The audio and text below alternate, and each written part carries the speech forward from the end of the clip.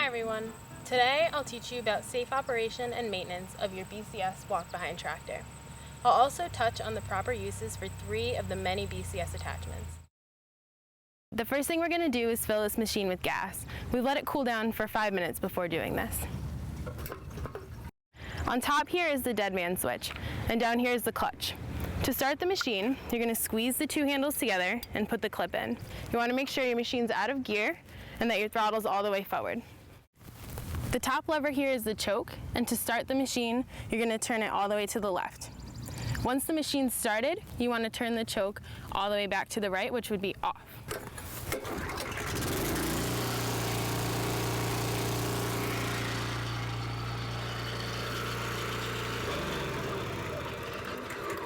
So you can see how the machine started to move around there.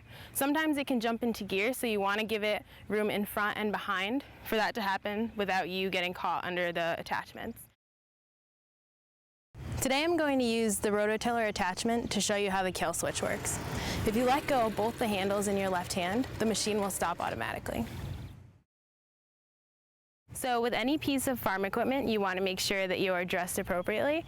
So today I have earplugs to protect my ears, and then I also have closed-toed shoes, long pants, and a comfortable but snug-fitting shirt.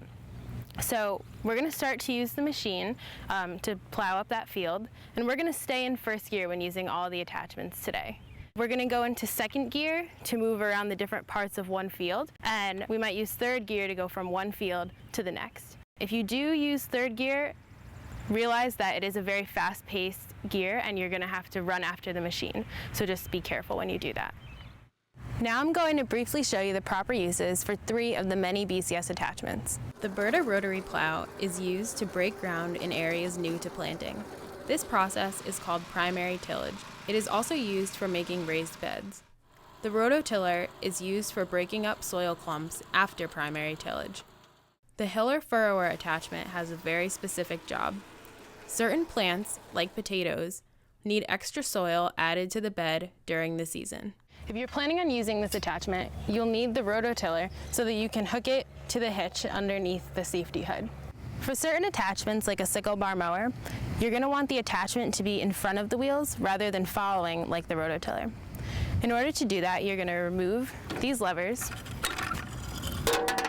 squeeze the handle, and rotate all the way around. Then you'll put the levers back in place, and you're ready to go. After every day in the field, it's important to wash the machine. So the first thing you're going to do is take a knife and take out anything that's wrapped around the shaft, and be especially careful to remove material that's wrapped really close to the bearings here.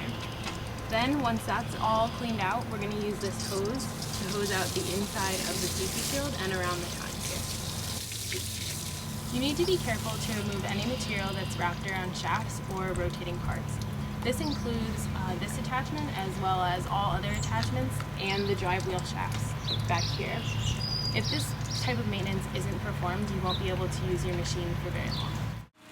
When transporting the tiller, you'll need to use 2 tie downs. We found the best way to use the tie downs is to put them through the wheels so that the tiller is secure on the trailer. Before the start of each day, there's a few things you need to check before you can get going. The first is your engine oil. So you're going to unscrew the dipstick, pull it out, and wipe it off with a clean cloth. Then you'll carefully screw it back in, and then screw it back out. To make sure that your reading is accurate, you want your machine to be on a level surface. So we have ours blocked up here. So we're checking to see if the level of the oil is about 3/4 of the way up the dipstick, and we look good. If it was less than that, you would add more. The next thing you want to check is your air filter, which is back here in this black box. So we'll unscrew the cross-shaped nut and pull off the black cover. And we'll see the pre-filter, and it looks pretty clean, but if it were dusty, we could either blow air from the inside out, or we could rinse it and then let it dry before we start working. And the last thing you want to check at the start of every day is your tire pressure, and make sure there's not any sag in the tires. Additionally, there's things you need to change once a year. So the first is your engine oil. Again, you'll want to change that out once a year. And additionally, you'll have to do it about every 100 hours, which for a commercial farm would be during the mid-season that it's being used in. The next thing is you'll have to replace your spark plug, which is back here in between the air filter and the engine. You'll also want to check your gear oil, which is back here, and add lubricant to any moving linkages, like the PTO or the gear shift levers. And then the last thing you'll have to do once a year is change your fuel filter.